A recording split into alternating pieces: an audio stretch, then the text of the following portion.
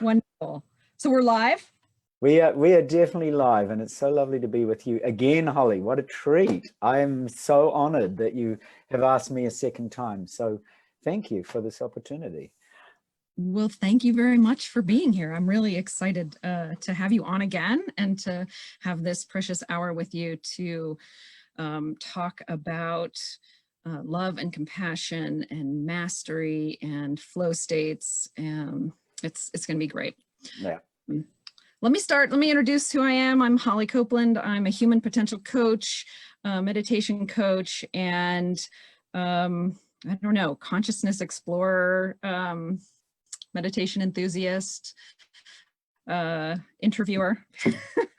And I am trying to do these weekly HeartMind happy hour posts to interview, do interviews and have discussions around these kinds of topics that interest me so much. And I feel like today, especially with all the chaos that has arisen in the world over the coronavirus, this is an especially good time to talk about things related to stress and anxiety and fear. I see a lot of fear coming up, and ego, identification with the self, and how that is sort of pulling people into very strange places right now. So I think it's a wonderful time to talk about those things and the inner environment and what we can do to learn to come to a place of calm, clear thinking and presence. So I'm really excited to have Stephen on today to talk about that. Thank you. Yeah, so Stephen Altair is my guest today. He is a friend, my meditation teacher, an author, a healer, a mystic, so many things. I think I could go on and on, but I'm really honored to have him and his wisdom and experience to share with us today. So thank you. I'm deeply honored too. It's always a blessing, truly. So I think the kinds of sentiments that you're expressing about what we're feeling is very much a collective sentiment. So I'm hoping that everybody here will relate both to the challenges that we're facing, but also the opportunities that it offers us. So yeah, thank you for this. Absolutely. Thank you for this opportunity. Thank you for creating the opportunity to be with you. I'd like to actually start how Matt Belair starts with coming to a place of presence and heart and brain coherence. So let's take a couple deep breaths together in this space as before we open it up.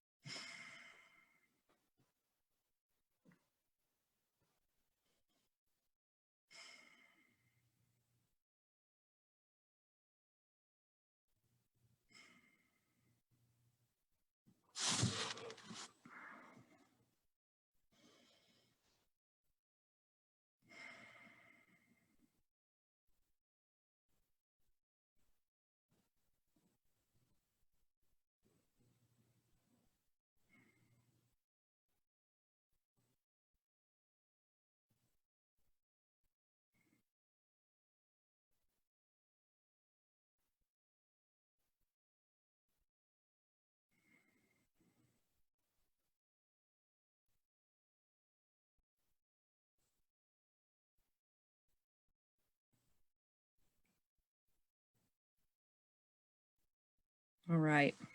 Well, thank you for that. So actually, I'd like to start with a little, I think this fits really well, a story from how my day started, and take it from there. So, so I have a beautiful trail behind my house that I run on every day with my dog, and do a lot of contemplating and pondering, and it's just a wonderful space and a wonderful place to start the day. And this morning, I was on my run, and I was coming back. I encountered one of my neighbors, and he walks every day, so we often cross paths in our run. And so we crossed paths, and I stopped and said, hello, hello. And he said, you know, how are you doing? And I said, I'm fantastic. And he looked at me like I was from Mars and was like, fantastic? Very quizzical. And I said, yeah, I'm doing great. And I said, how are you? And he explained that his, you know, he and his wife felt like they were in a high risk category. So they were, I think, feeling vulnerable. I sensed that from him. His daughter-in-law worked at the hospital, so she was dealing pretty much on the front lines with some of the, you know, angst at the hospital.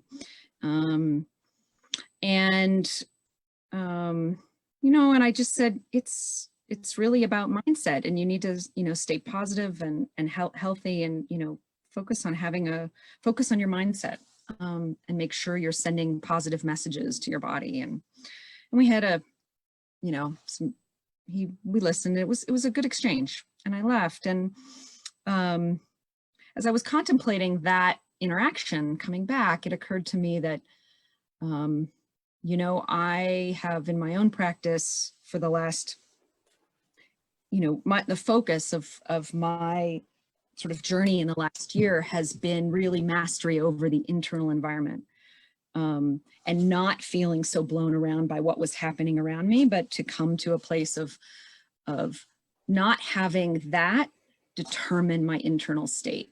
I mean, if I had to sort of boil down, one of the guiding things that I've been working on is exactly that. How do I master my internal environment so I am not at the whim of everything that happens around me? And it strikes me that that concept is really important right now, because we are on all, you know, being just bombarded with the stress and chaos and anxiety. And it is so easy to slip into a place of letting that shape what's going on inside. So I think I will turn it over to you to respond and react, but that's what's on my mind today. Oh, wonderful. Well, thank you. And beautiful story. And I think we can all relate to it, that I'm sure those kinds of conversations are happening all over the planet at the moment. We go out, we meet somebody, and the first, or one of the first topics of conversations is about the coronavirus, or about health, or about fear or anxiety or concerns worldwide. And when we look at it, you could make an analogy that both individually and collectively, we're going into a cave, a little bit like Rey and Luke in Star Wars, and that we've gone into this cave. And when you first start to enter that cave, there's a great deal of anxiety that comes up. You don't know whether you have the capacity to deal with what's going to happen, and you also actually don't know what's going to happen. So a large part of this, and a large part of what's happening, if you look at it, is an individual anxiety. And anybody who's had anxiety will know that anxiety comes in, and as it enters, it starts to go round and round. And you keep this anxiety going day after day, and it accumulates. And of course, your immune system suffers. So that's the basic thing. As you start to develop concern, you get a little health concern. You think, oh, is that coronavirus? Or, you know, I've got a cough, or I've got a flu, or I've got what's happening to me? And I don't know, because there are these things that I do know that I've had, and I've dealt with them, but there's this whole big unknown that I don't know. Now, if you think of that individual anxiety that goes round and round and round in our heads over and over. So if anybody's been in that anxious situation where you're faced with a big fear, it doesn't go away. It kind of keeps coming back again and again and again. And if you look at what's happening collectively, we are collectively as a world, look what's happening in our world. That anxiety has gone around. It started in China, and it's gone around different countries. You could almost say that anxiety collectively has started to circle, and it's starting to go round and round, even to the point where some people are saying, oh, is there a second wave? Well, that's like that second wave of anxiety. So there is a matrix of anxiety that's hanging over each of us individually and also collectively. So how do we shatter it? How do we actually break that matrix apart? Now, if you look at a lot of the great masters who came on the planet, they often came at these times, and they had to deal with quite significant issues, perhaps socially or collectively, where entire groups were against them, and they stuck to their consciousness. So a really big part of the first way of dealing with anxiety is anchoring. Like, how can you take an intention and anchor it? So that's all about faith, really. Is do you have a deep faith in yourself? So if something really does happen, something, you know, and I'm sure for those of you like me who have been through some pretty big struggles in their life, whether that's health or finance or relationships or spiritual crises, that when you face those, you are facing them alone, and it feels alone. You're not really, we're actually all in this together, but there, in those moments of separation, you feel really alone.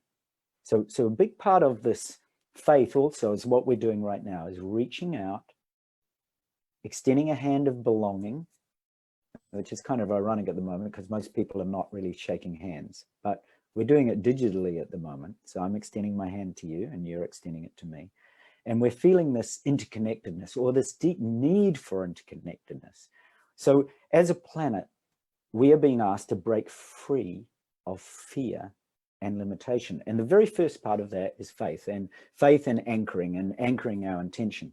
So what does it really mean if we want to manifest the life we dream and we suddenly find ourselves in a nightmare or a horror story, right? How do we break out of that in that moment? Because it's often, we are actually given a choice every single moment to break out of it. So if I ask you right now just to stop, if you actually can just stop for a brief second and let your mind cease its chatter, its narrative structure, its whole creation or an idea and concept and belief in itself, actually, just for a moment, you are actually beginning to break free of the matrix, because you have to do that first. It's called shamatha, as the Buddha called it. Like, stop, just stop what you're doing. There is actually nothing that you have to do, because once we become part of pure consciousness and pure awareness, we begin to realize that to manifest the dreams that we really all want to be in this flow of life, we do have to stop. We've got to actually take a close look, both at ourselves individually and at this planet collectively. I mean, look at the things that we're doing. You know, this virus itself, and in fact, a number of viruses arise out of animal abuse and our lack of awareness around animals. And look at the kind of violence towards animals, towards women and children, towards our environment. So if you take that, that shows how disconnected we are from this interconnected consciousness that we're part of nature. We're part of, every woman and child and man is me, and every animal is me, and every plant and forest and tree, they are me. They are not separate from me. And until we waken up to that interconnected consciousness, we are not going to be able to manifest the lives as a collective that we dream of. So building consciousness, what's the first step? As I said, it's about anchoring that faith and making really clear choices. So, you know, when you look at, say, the path of the Buddha or the path of Christ or the path of great masters, they made particular choices in the present moment. So it's about choosing in the present moment to make a clear choice. And if you make that choice for love and compassion, for example, and positivity, then you bring a whole different awareness to life than you do when you make a choice for anxiety or fear.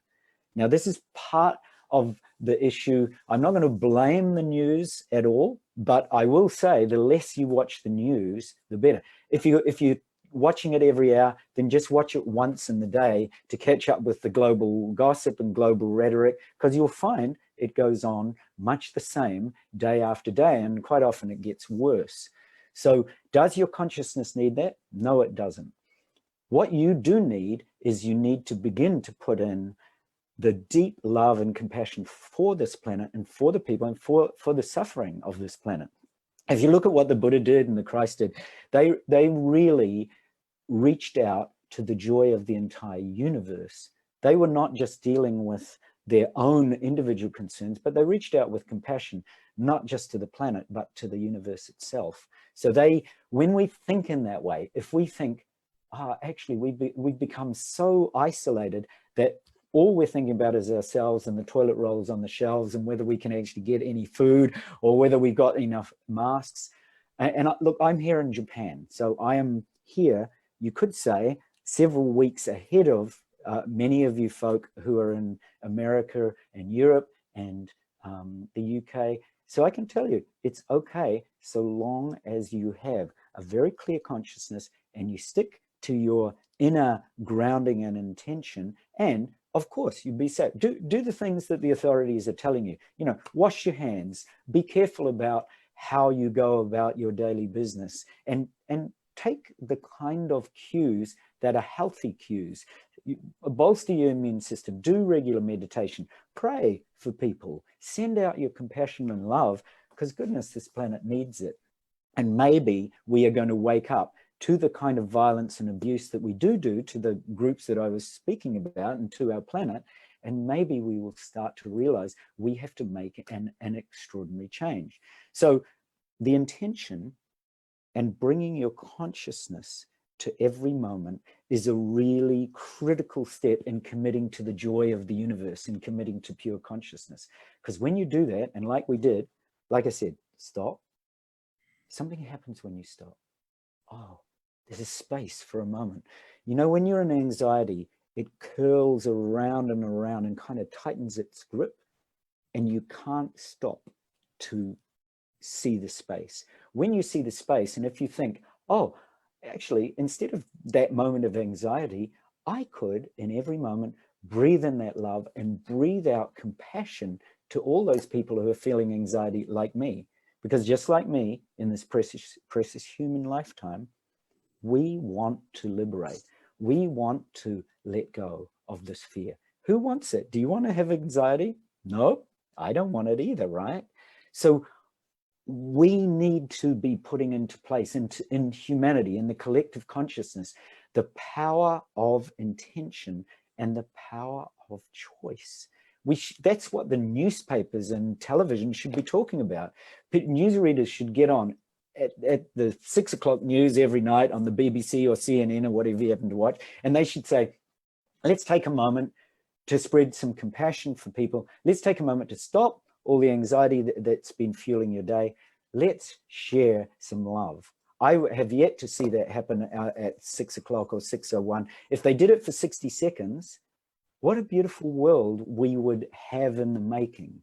Because sure, it is important to know the facts. It's important not to kind of avoid them and say, well, okay, this isn't happening. Because there are lots of wonderful stories about, you know, about the Christ and the Buddha, about the times when they had to actually take action. Look at Jesus in the temple knocking over the, you know, he really did stand up and say, hey, this isn't working. The same with the Buddha. The Buddha had to tell people, you know, when to stop. He spread so many, or shared so many different paths of consciousness because he realized we have so many predispositions. So getting in touch with your intention and your choice and your faith in your path is so crucial at this time. I mean, what a wonderful opportunity to practice moment after moment after moment. So that brings me to, you know, the creative flow. So once we make an intention and a choice, how do we actually get in the flow of things? Because that's what it's really about, right? You don't want to just have a single moment where, okay, oh, I made a moment for compassion. But now I'm in 4,000 moments of anxiety again. Okay, time to stop. We want to be in the flow where actually compassion and positivity and that deep sense of faith in our path actually is a state of flow and immersion, right? So how do we do that? Now, some modern studies recently, as last year and the year before, some studies done in Japan, some studies done in Europe and other places around EEG and flow state. So if you're joining us and you're not really aware of EEG, that's when you measure your brain waves. And what they discovered in flow states and looking at various participants in research is that flow states came about when people were in the following brainwaves. The most significant one was theta. So when there was theta all over the brain and a theta coherence, there was a flow state. There was actually, because they got the participants to speak about their inner experience, and also measured their brainwaves. And they discovered, sure enough, that there was a flow state when they were in theta coherence. Now, what is theta all about? Theta is about accessing the deeper stuff in your life. So I'll talk just for a moment about these studies. So they discovered that along with theta, the following brainwaves also were really, so theta is all about that deeper immersion flow state, but also alpha with its very vivid imagery, and delta with its deep access to the unconscious. So really, when you go into delta waves, you are in a very deep state, quite often losing body awareness in meditation. So they discovered that both these brainwaves showed up alongside theta to help people access the subconscious. Now, why is accessing the subconscious so important, you might ask? Well, basically, when you access your subconscious, you start to bring up stuff that's been lying there for years. Now, if you want to look at let's look at our world. All this stuff, you know, the environmental collapse didn't just happen yesterday. You can look at what we've been doing for the past 50 years, and you can point to different countries and say, hello, you know, your consciousness has been putting this stuff out there. You've been littering, you've been creating pollution and waste of all sorts of different kinds, and you have not been responsible. And it's the same with, if you look at violent, you know, you mentioned Matt Belair, and he has spoken recently on his podcast about human trafficking. So you can say human trafficking did not just happen. Human trafficking is the result of a long history of abuse, of where people, they did not start off as human traffickers. They were human people with the opportunity for precious human lifetimes, like you and me and everybody listening. But something went wrong, and something happened in our society that has gone along to create that kind of abuse. And so we've got to wake up we've got to start working as a community and as a collective. And it all starts with your local community, with deep in local, the way that we work together. That's what, if you look at it, we are being actually locked down in communities. Now, that's a really important thing, because we are being asked to stretch out, reach out, help each other in our local communities by not hoarding, for example, not panic buying. Reach out to people in your neighborhood online. Start collectives where you spread kindness to people, and look after, especially because we know it affects the elderly, look after the elderly people. Make sure they're protected. Goodness, we've got all the means in our possession to do this because we are online. You know, so for example, I work with a large community in education. And people are saying, oh, what happens when the school's gone online? Well, isn't it a remarkable opportunity to learn about what happens when the school's gone online? Goodness, we're set up for it. So we've got all these powers as humanity, like online, and the ability to really look after our environment, and the ability to get rid of all this violence. I mean, I don't want to mention it too loudly, but I mean, gun laws and all the rest of it. What are we doing? Isn't it time to wake up to our intention? Because that's the thing. The intention started a long time ago. So it's not just something that's happening recently. So what does theta do? It allows us to get in touch with these wounds deep down. So if any of you out there have experienced anxiety, and you know what happens when you feel anxiety is it's not just the main issue that comes up. It's not just the virus, it's everything else. It's all the health concerns, it's your parents, it's your kids, it's on and on and on. It's the community, it's who's here. You know, you start to look suspiciously at a neighbor or a friend. You know, have they had corona? Oh, why are they coughing? Oh, who's sneezing today? And so on. You know, there are all these incredible anxieties that come up. So our deep subconscious wounds come up. But along with that, if you really access theta brainwaves, along with that comes insight and spiritual awareness and a really deep understanding of what actually your path is all about. That's if you're prepared to face it. It's the same with this collective anxiety. If we're prepared to face it as a world, then we will actually open this collective wound. We will not just look at the coronavirus, but we will look at the virus in all aspects, all manner of consciousness of humanity. We will look at not just our physical health, but we will look at the mental health of our planet. And we will look at the way that we do treat our brothers and sisters and our mothers and fathers. And we will look at the way that we do treat our animals. They are just as much part of our family as my daughter and my wife. So we have got to get on that plane of thinking. And the trees in my garden and the flowers down the road are just as much my brothers and sisters as you are, because we've got to protect our environment. Why don't we see that this consciousness is living and awake just as we?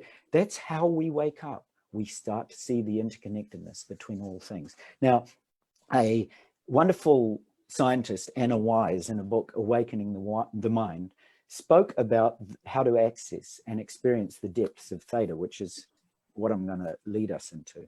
And accessing theta, like I mentioned before, I'm going to use you as a symbol, Holly. You're like Ray, right?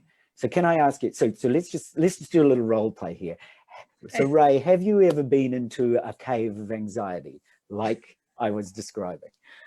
Yeah, I have. Okay. So, and it often when we think of that, and it brings up, you know, it's challenging, because those caves, much like we saw in Star Wars, are actually places of real fear, and they exist. And that's what's happening to us as a collective. We are in a cave of collective fear. So what do we do? How do we go into that cave and face the fear? So an awakened mind is somebody who is in constant touch with their subconscious, conscious, and superconscious, as shown by the brainwaves in the brain and as shown by a coherent heart.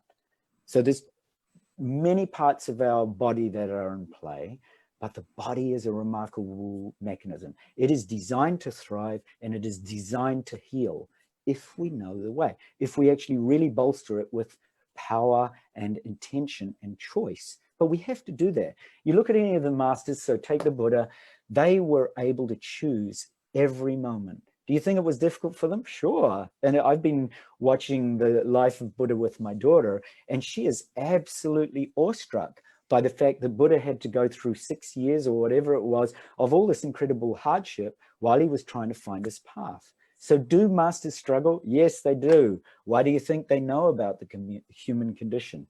Because they struggled, just like us.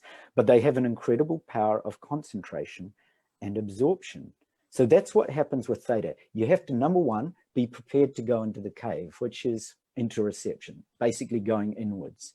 Number two, what do you have to do? You have to be prepared to open the door and have an intention. So you've got to say, all right, I'm actually okay about facing this. You've got to make it okay for the stuff to rise up. And that's what basically humanity at the moment unconsciously is doing, because nobody wants this virus, and I totally get that, but it's here, and it's forcing us to face these collective fears. So this awakened mind is when your mind is in constant awareness of the present moment, you're really present, right? So again, let's stop.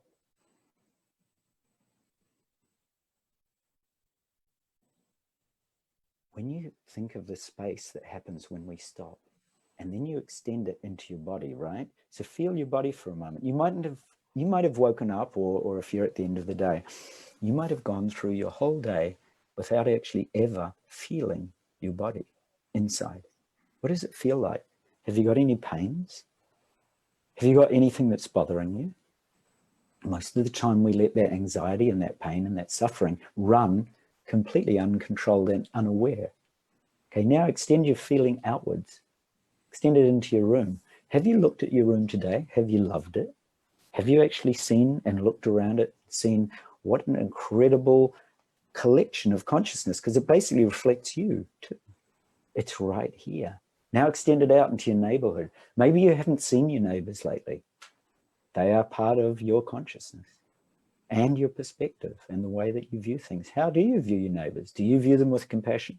Every morning I sit down and I pray and I send compassion to my family, and then I send compassion to my neighborhood. I actually go through them, all the ones I know, one by one, every single morning. And then I extend out to all the people I know, and I keep going. And it takes me time, but I'd rather spend my time doing that, because that really helps me to keep grounded in this deep intention I have, which is a commitment to the joy of this universe. And first of all, it's got to be the joy of yourself, then the joy of the planet, then the joy of the universe. But if you start on that path, it will work for you. So that theta gives you not just this revealing of the unconscious wounds in the cave, but it gives you creativity and insight. So coming back to you, Holly, when you went into your cave, so you don't need to describe what happened, but when you went into this cave and had this anxiety or fear or whatever it was, along with it, at some point, did some creativity or insight or spiritual awareness come?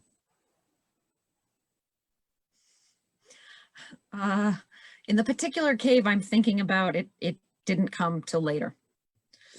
Right. So, and why? Yeah.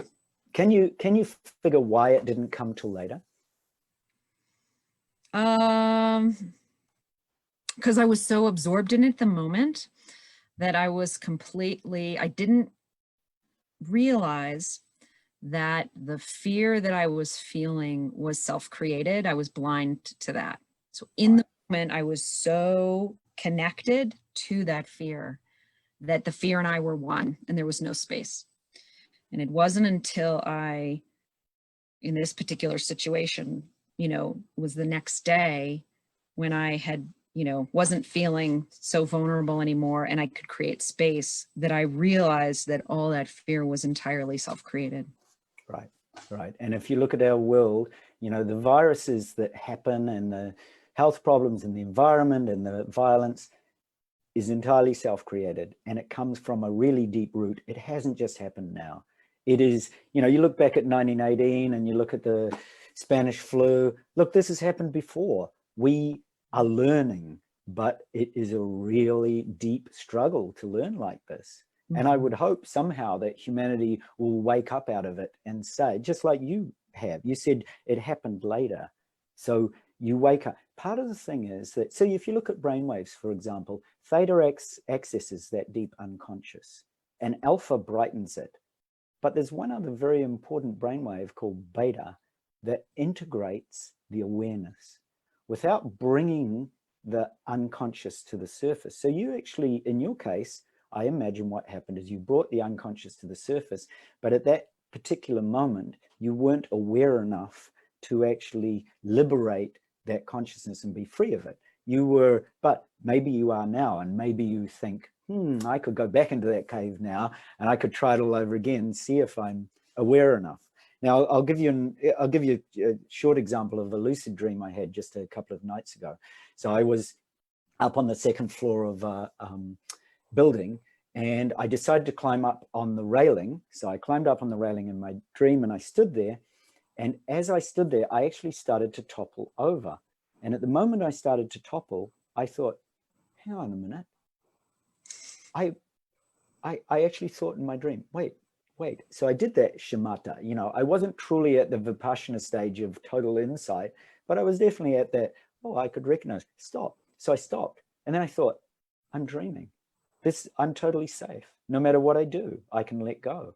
And it was actually that moment you spoke about at the beginning, surrender, trust, letting go. Wow, those are such powerful things. Those are such powerful qualities that we often relate to, mothers, divine mothers, right? Because they're all about receptivity. Are we open to the flow when it comes in our life? So I actually knew in my dream, I thought, I'm in a dream.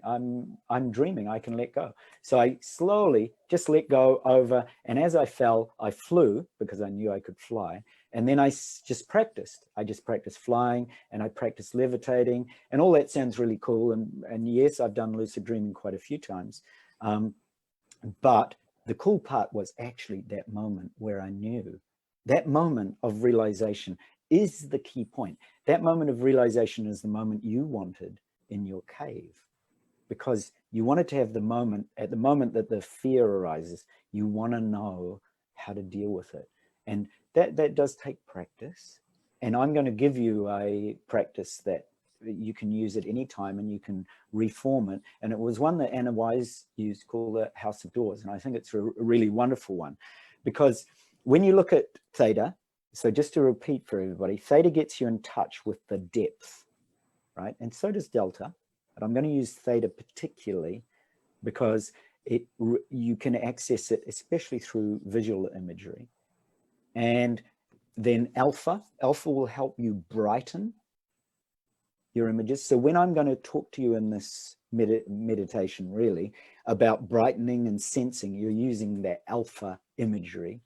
And then beta, I'm going to get you to use insight at the beginning and the end of it to actually transform. Because no matter what wounds come up, if you have practiced often enough during your day, the intention that I can transform, this is my consciousness, right? The problem when you're in that cave of fear is you don't actually know it's your consciousness. Because if you did, you would say, but hang on, this is me.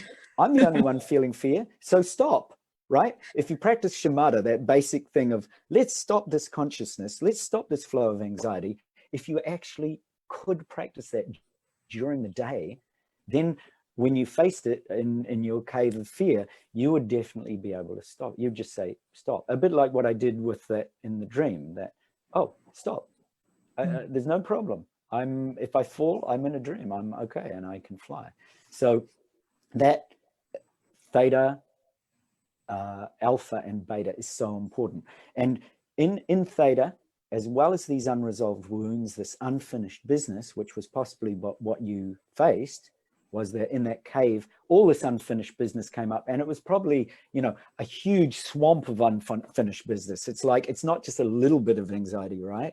It's just a whole massive anxiety, and it's a whole massive fear, which if you look at us collectively in the planet, it is a whole massive fear that we are facing. Now, if we actually were putting out on the news the opposite kind of assistance, which is, you know, that the really big networks were starting to broadcast the power of compassion and the power of present moment presence and the power of deep faith in each other and in human beings, and do the practical stuff like washing your hands and look after the elderly and be careful. But look, isn't that common sense? Shouldn't we be doing that anyway? Shouldn't we really be looking after each other in that way? If we are really, really aware, then we will start to understand just how deeply we are capable of reaching out to people. I mean, so take the elderly, for example. How many elderly are there in old folks' homes that are lonely and that have been lonely for years and years? And now here they are facing a battle all on their own. Well, look, we could have done something about that a long time ago, but we didn't. What do we do to our elders? We leave them in old folks' homes. They are the wisest people on the planet. Yeah. Oh, sorry. It's like, I mean, I just, it's, you know, we're talking about protecting our elders now. Goodness, we should have protected them long before this by giving them the privilege and place of wisdom in our society that they deserve. And we don't. You know, I feel so moved when I talk about this because we're missing the cues. The same with the animals. Why are we not doing more to protect our animals? We slaughter them and we sell them on open market. I mean, I'm just don't get me started on that one. do I even live on this? How did I come here? And how can I see all this abuse? You know, and the things that happen for kids and women. I just, you know, it's just so. Okay, I do want to ask you one. Can I ask you one thing? Yes.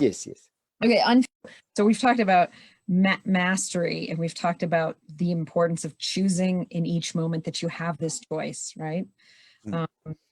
And you have to be aware, and it's waking up to that moment, being aware that you have a choice, setting that intention, and this faith that you talk about, which is really surrender, right? It's really surrendering and trust.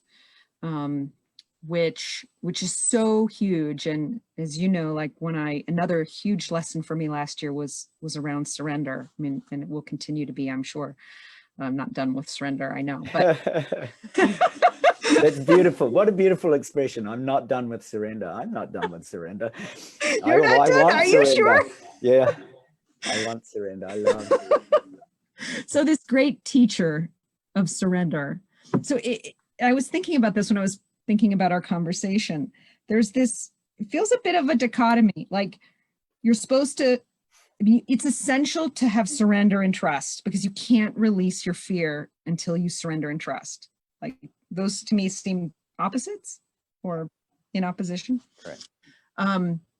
And so then the question is, what ground are we standing on? Where does that surrender come from? Where, how can we fall and, you know that it will be okay? Yeah. How do we get to that place? Right. Beautiful question. So one of the basic key components of surrender is not judging. When we judge ourselves, we are actually filling our minds up constantly with this idea that somehow we're not worthy, that somehow we're not in the flow, that somehow things are either better or worse or some other. If you look at it, we judge ourselves for better and we judge ourselves for worse. So constantly this narrative mind is chattering, giving us an opinion of ourselves constantly. So there is no space. So when you want to look at something like surrender, what does surrender really mean? Surrender is like, sorry, excuse me. Surrender is like when we truly open to the space of presence. And sometimes surrender is as simple as coming back to, as the Buddha spoke about in the Anapanasati Sutra, is coming back to the breath, or coming back to a simple focus of attention that allows us to express kindness to ourselves. Because underneath surrender is actually kindness and non-judgment. When we are truly in a space of really deep kindness to ourselves and cherish ourselves and love ourselves, and when we are truly in a space where we're not judging ourselves, then suddenly we think, oh, well, what else is there to do? Like, I'm not judging myself. What does that mean? I'm neither good nor bad. What is there? And our mind can literally give up, which is actually what we want it to do. We want the narrative self to at some point give up its grasping, because it is holding on tight to this idea and concept that we have of ourselves. So being able to let go of the narrative self is a really important beginning, which is why meditation is so important. And can I say why any flow state like that is so important? What does meditation do? It allows us to practice letting go. What does music do, for example? You know, when you're in those beautiful moments, you're playing, do you play in an orchestra by chance? So what do you play, Holly? I play the violin. Okay, so look at the violin. You play the violin in an orchestra. There's a moment where you let go and you actually know the piece so well. It's like you know life so well that you're actually breathing and flowing with life, in this case with music. So take something else that's a flow state that we all know, love and love making, right? It's a very potent practice in humanity. We rarely talk about it. Why? I don't know why we don't, because it is a flow state. It's like music. It's like meditation.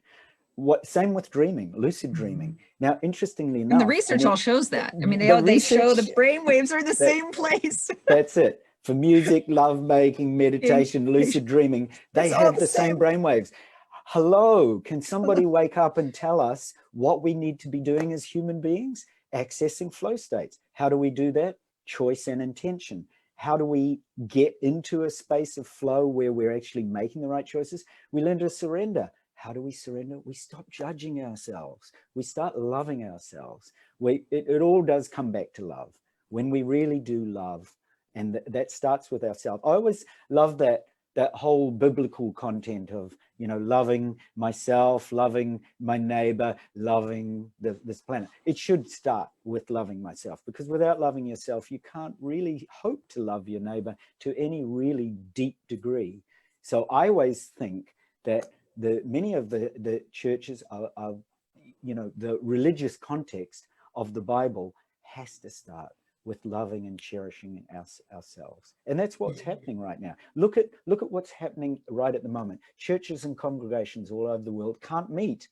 I mean, when I read that the Mormons couldn't meet, I thought, okay, we are close to something really huge here, because it is really major when congregations around the world that have deep faith can't meet. So what is it saying? It's saying you've got to start cherishing yourselves, and you've got to find other ways to reach out and meet.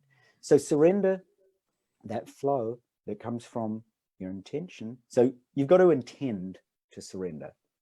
Yeah. You've got to make a choice again and again to let go of that anxiety and come into a state where you just say to yourself, okay, stop. I'm just going to stop for a moment right now, and I'm going to breathe. I'm going to breathe in love for a count of 4, the same breath that I keep saying, breathe in for a count of 4, breathe out an elongated breath to a count of 8.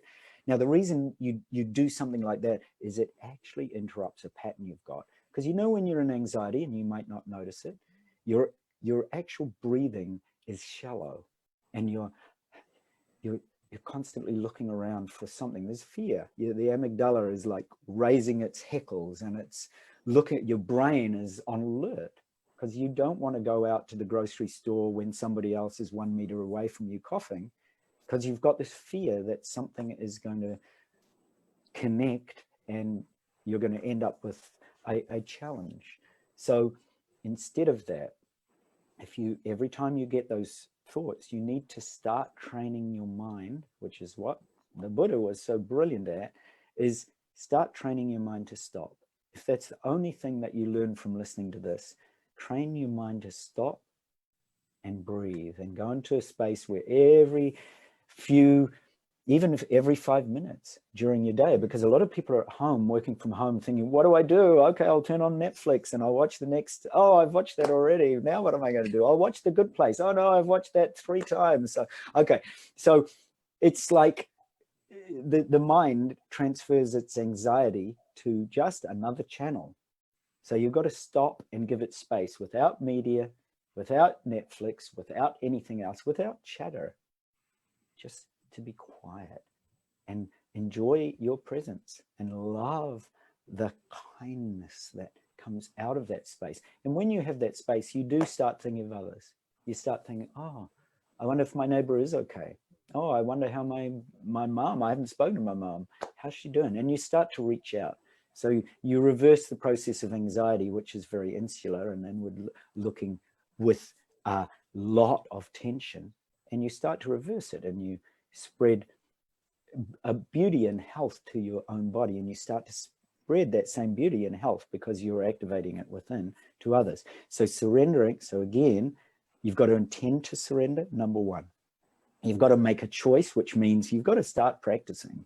If you really want to surrender, you've got to practice during your day. See, one thing we know from, for example, dream states, is that quite often whatever we experience during the day comes up in our dreams, right? This is called samsaric dreaming. It's because we actually haven't learned how to practice compassionate awareness during our day. So instead of that, we flood our dreams with the same stuff that we're flooding our minds with during the day, which is probably 60,000 thoughts of anxiety that we also had yesterday about the coronavirus. So instead of that, say stop to your mind. Just stop, pause, put in a thought of love and compassion, send that love and compassion out to somebody you really love, and just start there. And then you go from intention to surrender, a choice to surrender, because you're actually choosing it. You can't choose it and not act on it. Choice and action have to follow together. That is like karma. The reason we attract a lot of karma is because we have chosen unwisely. But if we choose wisely, you start to reverse karma. So it's really simple. Choice followed by action. Choice, action, choice, action. Then you start to look at those deeper acts of kindness to yourself first and to others, and not judging yourself. So when you do that, then you start to open to the space of surrender. And if you'd like, I mean, that's a great segue into this little exercise, which is all about surrendering. And it's called the House of Doors. It's a really great exercise to help you look a little bit more at what your consciousness is really doing. So if you'd like to do that, I can guide you into that now. And I promise your cave will be very safe. That would be great. And I just, think to add to that, I work with my clients on, developing a meditation practice every day. And I just think everything you're speaking about talks to the benefits of, developing a daily meditation practice. I mean, I read a lot of books I mean, for so many years, Eckhart Tolle, and just, I mean, just bookshelves full of be here now, be present books, you know, for the last 20 years. And I have to say that it wasn't until I took, you know, started meditating, you know, at first 30 minutes and then an hour, and, you know, now it's more, but it wasn't until I started doing that and really giving my mind space to stop and practice stopping twice a day, you know, every morning and every night, that it really, that what you're saying, I could practice it and make it actionable every day. I just think it speaks to the power of incorporating daily meditation practice for those who are listening.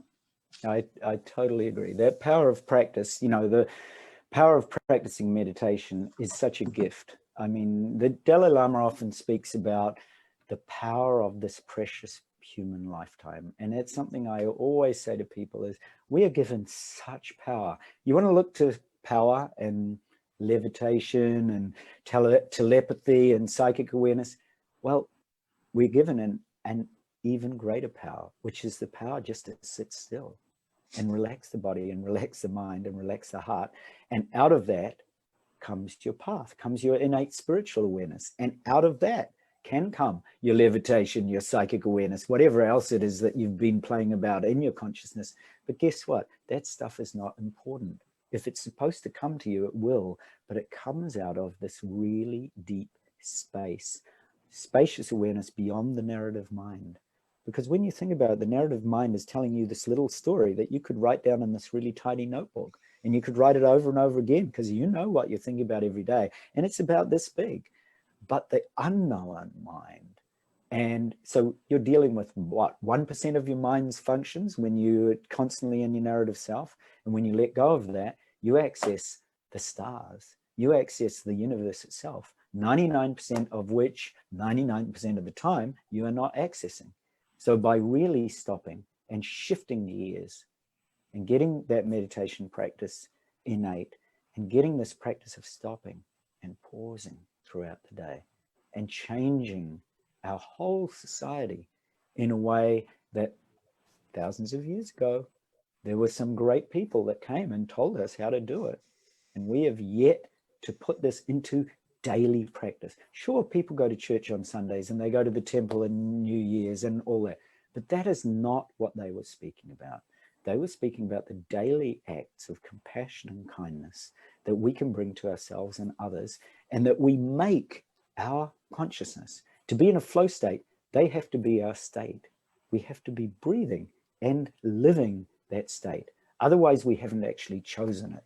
We haven't made a really committed choice. So that's where, you know, intention is so really, really important. If you intend to do it and you follow through, then you will start to realize just how encumbered and burdened you are by this narrative self and all its talk and anxiety, and how much that grasps onto your reality. I mean, it holds on tight. We all know when we're struggling with anxiety, how difficult it is to get out of it. And that's because we have set up ingrained habit patterns that have been grooving our brain like that. It didn't just start yesterday. It didn't just start when this whole virus thing began. It started a long time ago, and it only needed to be triggered in this way. Yeah.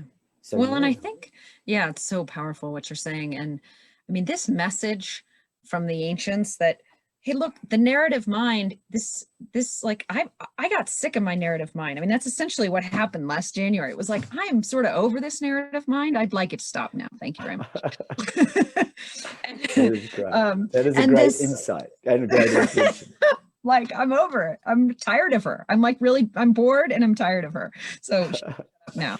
And the brilliant thing was that there was like, you know, I said this on the interview with Cody. I mean, it was falling down a rabbit hole, but it's like the world that I fell into was so much more interesting and powerful and calm and so many insights than that narrative mind. So like, if people can realize that, you know, you are not trapped in your narrative mind, and there's a really beautiful world waiting for you when you escape it. Absolutely. Absolutely. It is that 99% of the universe world. It is the world of the unknown. It is the world of you. You are that pure consciousness. You are that pure awareness. That is truly who you are. And in that flow state, so going back to music, for example, in that flow state, we all know how dear music is to us on this planet. How many people have got a favorite song that when you remember it, you even go back to the time that you heard it? What an incredible gift. What better example of a flow state, if you haven't meditated, than that? And guess what? You get absorbed in it, right? You listen to that piece of music and your heart goes right back to that moment you heard it, or your dad was singing it. Like my dad used to sing Oklahoma, and I can remember the moment. So as soon as I hear, oh, what a beautiful morning, I go straight back to that moment. And I'm right there. And I'm also there in my little boy self, listening to my dad. And my whole DNA structure vibrates with that memory. Like there have been research done on Carmelite nuns doing meditation where they were asked to remember a mystical experience. And sure enough, it lit up in our brains. We know from all the research that when we connect to those precious moments in our lives, often that they reinvigorate our whole immune system in the way they were designed to. Quite often that's the advantage of us connecting with our inner child like that, is because it wakens up those healing structures. And I mean healing with a big capital H, that real deep power of healing that is actually inborn. We are born with that power to heal. So we really have got all the opportunities and all the powers available to us. And they're right here. And we just have to stop, as you say, and develop a practice which helps us access that timeless, nameless, spacious awareness, that pure consciousness that actually allows us to heal individually and collectively.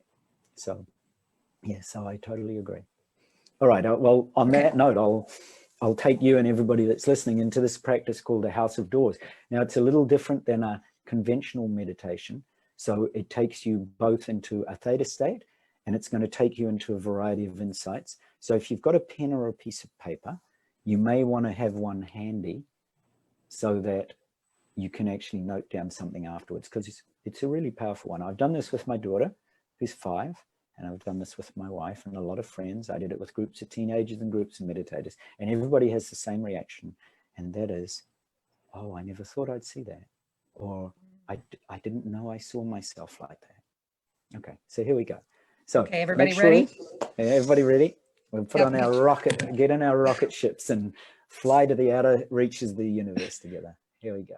So place your feet flat on the floor and place your hands cupped, right hand uppermost, thumbs joining. And your spine is gently elongated, and it's as if a string is pulling your head up to the ceiling. And close your eyes if you haven't done so already. So I want you gently to breathe, and we're just going to simply use that breathing technique that I said at the beginning, the love and compassion coherent breath. So as you breathe in love into your body and let it fill your cells, and pause on a count of 4. And then on a count of 8, so a really long, elongated breath. Breathe out compassion to somebody near and dear to you, perhaps your daughter, perhaps a pet, perhaps parents, perhaps the forest that you live near. It could be anything, anyone. Breathe in again. So we'll do this 3 times. Breathe in for a count of 4. Breathe in the love that you feel around you, perhaps from your daughter or from your pet or from your forest. And then breathe out a long, elongated breath of compassion out to your community. And then breathe in for a count of 4. Breathe in the love from your community. And this time, as you breathe out on that elongated, long breath, breathe out to the world with its suffering, and watch the world transform. See your compassionate light transform every being. It's like every human's lit with the light of compassion. Instead of seeing them as human beings, you see them as light beings and compassionate beings. So this is the first step really in mindfulness, that you are seeing things with non-judgment. You're just seeing the world for what it is. So just rest in that and breathe deeply. Relax your body and still the mind. And take your energy and awareness to the lower dantian area, the area down in your belly. And just breathe there deeply. Breathe in. Count from 1 to 10 on the external breath, on the exhalation. So as you breathe in and you breathe out 2. So just focus on counting. This brings you into a state of absorption and peace. As you breathe out, just keep the counting gently going in your lower dantian area. Each breath that you count takes you deeper and deeper into peace.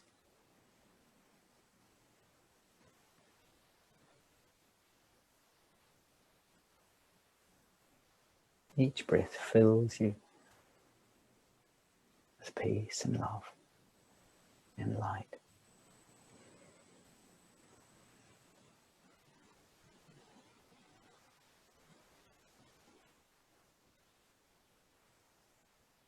Just let go of the breath and let your breathing now be subtle and gentle and kind.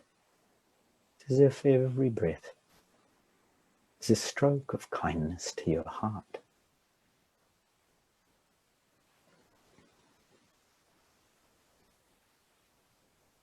So you're going to now engage in visualizing and feeling an environment around you. You're going to imagine that you're walking in an environment like a forest or a beach or the mountains or beside a lake. You could be in an imaginary world, could be a world far from Earth in another star system. Could be totally lit in the way that you want to light it with your imagination.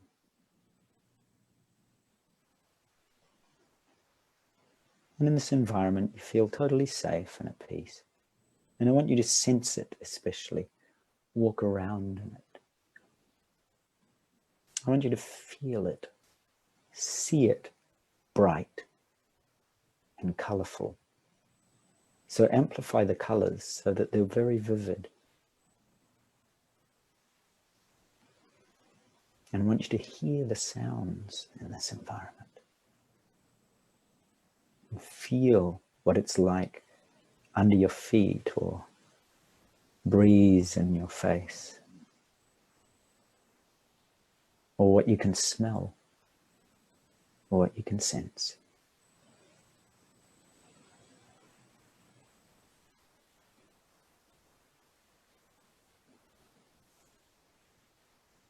As you walk through this environment, you see ahead of you now a path. So just note what kind of path it is. It could be narrow or wide, it could be made of something beautiful, it could be made of something very natural and beautiful. And it's leading to a house. So don't go into the house, just observe it. It could be very palatial and grand, or it could be very simple.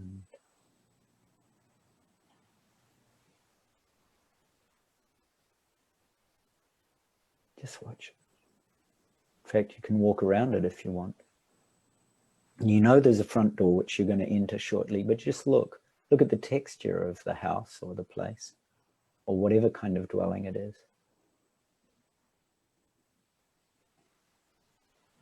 Note how large or small it is, whether it's humble or grand. Just note. Again, you're free of all judgments. Whatever arises for you is absolutely perfect.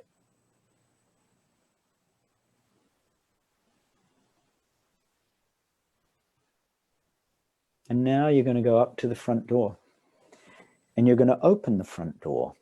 And you're going to go in through the front door to a hallway. Not a long hallway. Just a hallway that you might find in a normal house. And at the end of the hallway, there is a door which you're going to open. And you're going to go through into a room of mirrors. And as you enter that room of mirrors and you look around, you see yourself. So I want you to note particularly, what are you wearing? What do you feel like? How do you see yourself? How do you feel? What can you hear? What do you see in those mirrors? What do you see reflected back to yourself?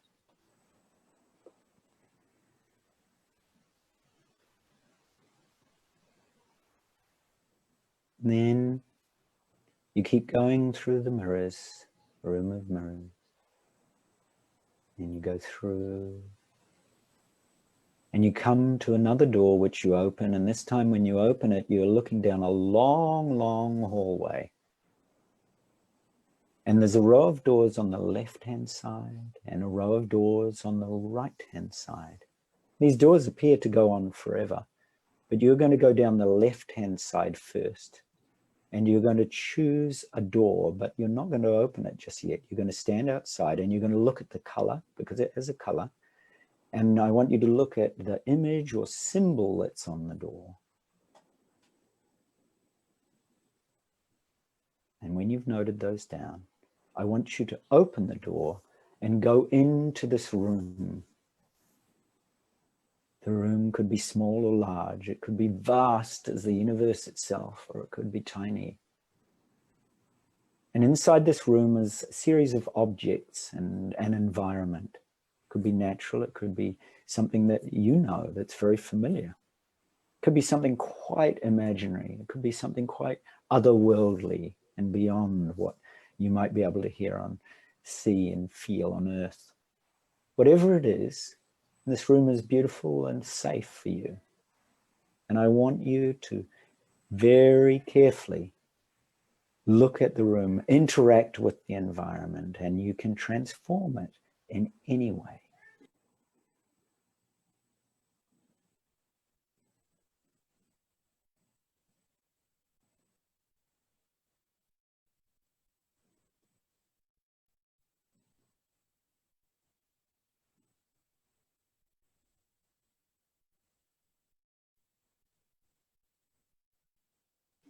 So take some time to see, hear, feel, touch, and taste what's in the room and transform it in a way that truly reflects you and your inner innate awareness.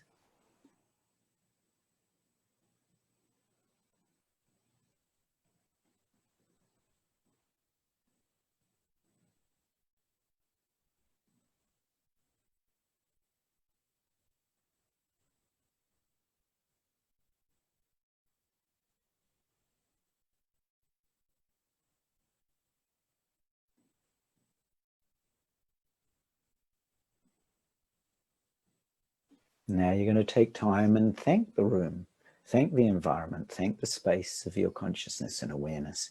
And you're going to come out of that room and you're going to go out into the hallway again. And this time you're going to look for a door down on the right. And you're going to select a door and you're going to stand outside before you go in and note the color of the door and the shape or symbol or image that's on the door. So make a note of it. Be aware of it. And then open the door and go inside. And you'll find a different environment. You're going to find an environment completely conducive to another aspect of your awareness and consciousness. And again, you can transform anything that you want in this environment, and it's perfectly safe for you. So take some time to interact and see, hear, and feel, and touch and taste, and interact with this environment as you wish, and transform it, if appropriate, in any way you wish.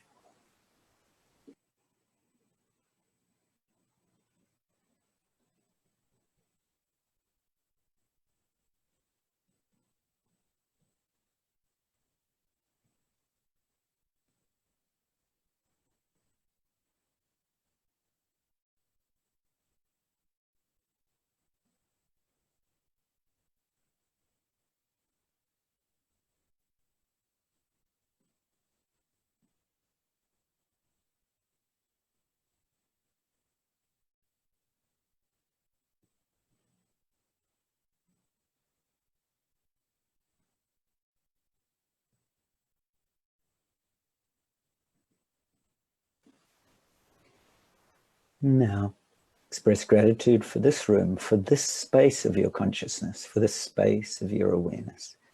And come out of the door, come back down the hallway to the end of the hallway you'd entered from. Open the door and you're going to go in to the room of mirrors again. So when you reach the room of mirrors, I want you to look at yourself again. Note very carefully, have you transformed in any way? What is happening to your awareness now? What aspect of consciousness is flowing through you? Note how you look, what you're wearing. Note how you feel, what you see. What do you hear or touch, taste? What do you smell?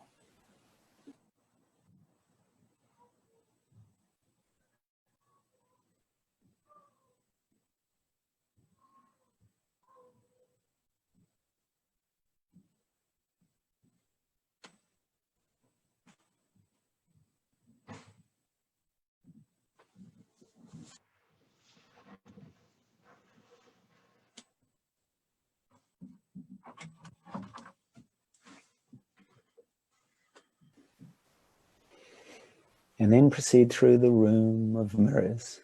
And again, express gratitude and thanks for the kindness within you.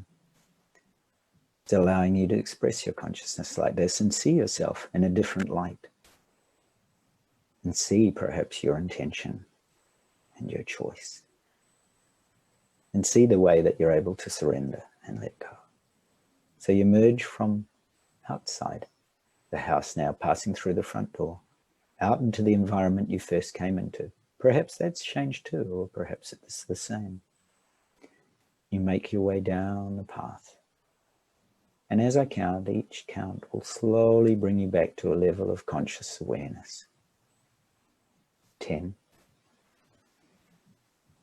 So become aware of the space within you and all around you. 9. Become aware of how vast your consciousness is. Extend it out, not just with kindness to the body, but with kindness to the space you're sitting in. 8. Your eyes start to open just a crack at a time, like they're gazing at a new dawn, and you keep this conscious awareness and intention, this focused absorption, this theta state of being, this coherence in your brain. 7. A little wider now. 6.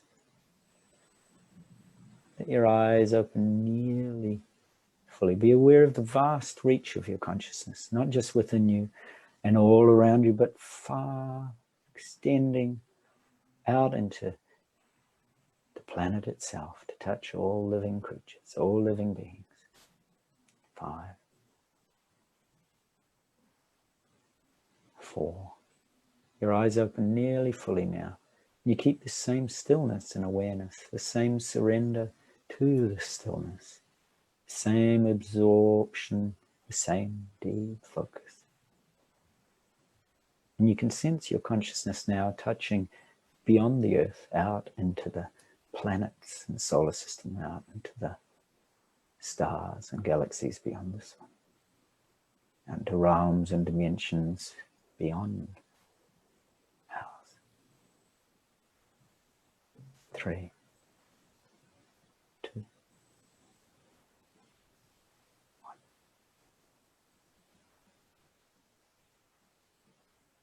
And you're awake.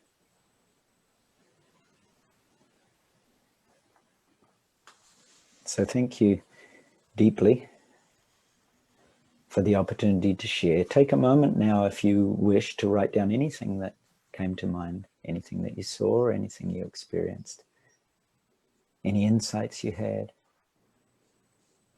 any moments that gave you greater understanding of the pure consciousness that you are, any moments that gave you insight into the deeper I am, or the deeper I.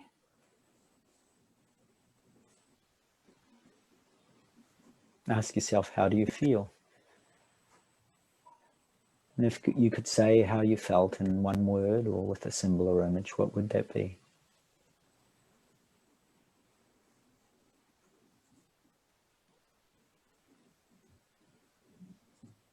So Holly, if to finish up, if you want to share anything, please do. And if you want to keep it all private at the moment, I totally understand that too. But I'm always very grateful for this. And yeah, I've done this a number of times, and I find it always very transformative because it's very simple, but it actually helps when it's all about when you reach that really deep state of stillness, and you can access theta consciousness, especially a coherence where you're open to, you are surrendering to whatever it is. You're not making any judgments. You're just allowing the kindness of your heart and mind to express itself through yourself. Yeah. That was really beautiful. That was journey. That was so rich and yummy. Thank you. Good. I'm glad you enjoyed it. Yes, it does have a taste to it, right? It has a particular taste that you think, oh, yep. oh, how... Okay, well, can we do that for 4 hours? well, that's it, right? When you start to experience this and you think, I really want more of this, then I do wonder why our education and our news and our governments, the first point of communicating with anybody should be on this note of love and kindness, and on this note of compassion, and on this note of touching our deeper innate spiritual awareness, because we're ready for it. We've been waiting long enough. That's why we've incarnated here at this time. We all want to make a change, and everybody who's listening to it knows this. We all want to make a change. We want to live in peace and harmony and happiness. Yeah. Well, I'll share a little just for fun. So my inner Jedi Ray came out when I was in the, the House of Mirrors. That's what I saw. Oh, that's real nice. That's wonderful. Yeah, she was there. And the door for me on the left was a green door, a very vibrant green door, like jade green with a Star of David on it, actually. And when I went inside, it was like an alchemy room with tools for transformation. Oh, beautiful, beautiful. Yeah. Of all, crystals and books and, maybe a sword, a lightsaber, sword. They were just, it was like tools for change. That's what I saw. It was very cool. Oh, that's very cool. Yeah. And the right door was a blue door with a lotus on it. And it was the room of music. I saw music, and it was most beautiful, like harp music or something was playing. And there was water, and there was starlight coming through little pinholes in the ceiling. Yeah, it was flowing and creative and inspiring. Beautiful, doubly beautiful. Oh, that's wonderful to hear that. And what happened on the way back out? Just looked at myself and just felt like, yeah, this feels right. Oh, that's wonderful. Yeah. Beautiful. Oh, well, thank you for sharing that. Thank you. Thank you, truly. That was really wonderful. Thank you for guiding it. Ah, magical alchemy. I think your room summed it up. So alchemy is, in its real meaning, is all about unity and unity consciousness and interconnectedness and union, like tantra, like yoga. All those words mean the same thing. They're about us joining together, belonging, reaching out, feeling part and connected with one another, and feeling interconnected with everything. Yeah. So, and what a perfect message to end on, because I think, that is, if we see this, what's happening on the planet right now and the chaos in what we can create from it, we can create from this unity and see our interconnectedness and, come into a much stronger place because of that. So I totally agree. Beautifully said. yeah, God knows the old way wasn't working. That's right. That's right. We've woken up to that part. The old way was not working. Mm-hmm. Now it's time to create the intention and make a different choice. Absolutely. Absolutely. And, you know, what I hear from you in this conversation just reinforces, you know, trusting and surrender and being very clear by being able to stop, you know, and make a conscious choice in each moment for right action, for how we're going to act. And we do that by starting to go within and get really quiet, and so that we can hear and access that place, and so we can witness what's happening, witness the fear, witness something arising, and choose whether we react or not to that and how we react. That's it. The choice is ours. That's so true. Yeah. So Thank you for this wonderful opportunity to share with you, because it thank really you. is us sharing. It's like a unity consciousness. You know, it's you and I sharing, and everybody else as well. This is something we all feel. I'm just expressing words that you're also expressing, and everybody else listening is also expressing right at this time, because we all want to wake up. We want our world to wake up too, because we love it. Yeah. Yeah, absolutely. So thank you to everybody who's watched and who's joined us. Thank you so much, Stephen, for being here and being into this space, and your wonderful insights are really appreciated. My great pleasure. Thank you. And love and compassion and blessings to everybody. Love and compassion and blessings to everyone. Thank you.